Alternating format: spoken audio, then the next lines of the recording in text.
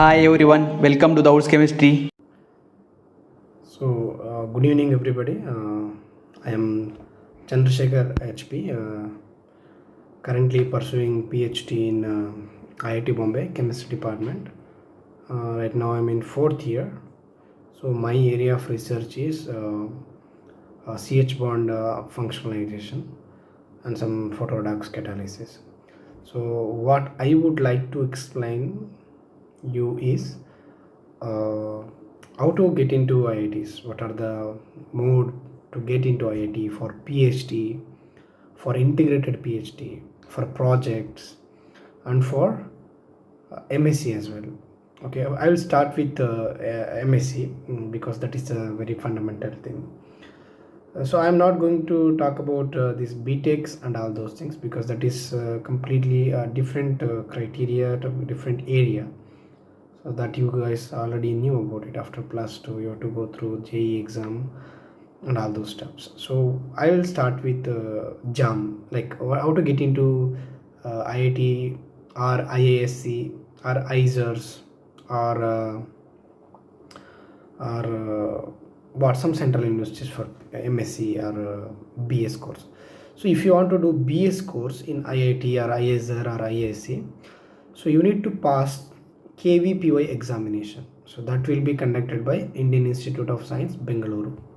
So if you are unable to crack that KVPY, if you are having IIT JEE score, with that mode also you can get into IASC or ISER for your BS course which is a 4-year course.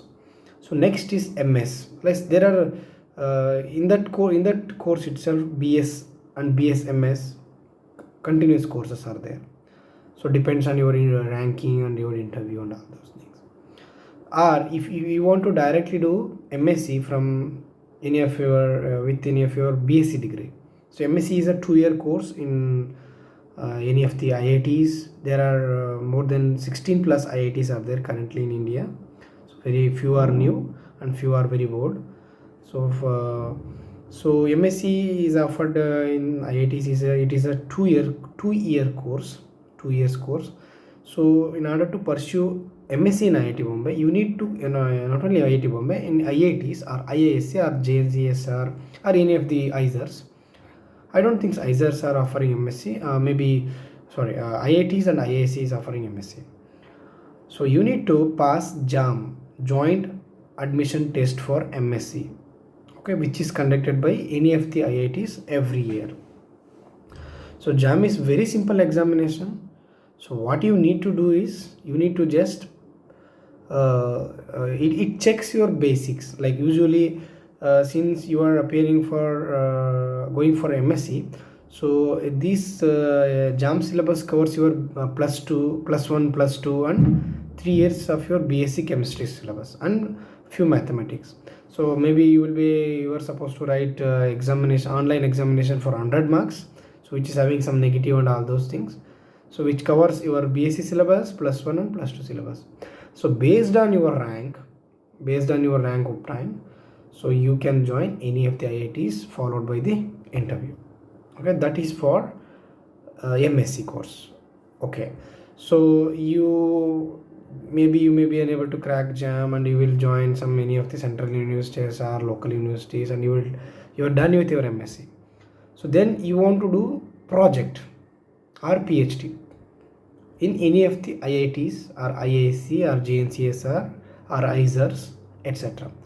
So what you need to do is, so you need to, if you want to do any project, why project is necessary?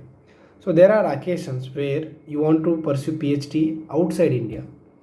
So if you want to pursue a PhD in outside India, like other countries like USA, Germany, Switzerland, Australia, China, Japan, any other countries, so you cannot directly apply, because you can apply but there are some criteria are there. So you need some recommendation, you need some strong CV. In order to make your CV strong, so what you need to do is at least 6 to 8 months or 1 year you need to do project in any of these institute with any of the reputed guides. So what you can do in project, you can learn things easily, you can learn things, you can perform things well, you can easily catch things quickly before going to pursue PhD. It would be easier for you, in your future. So meanwhile, if your work is very good enough, you may have chance to get a publication as well. So in addition to publication, you will get a recommendation from your guide. He or she might be having any good contacts with outside university. They will directly write from their mail, so that it would be easier for you to get into any of the foreign universities. So that is a necessity of advantage of doing projects in India.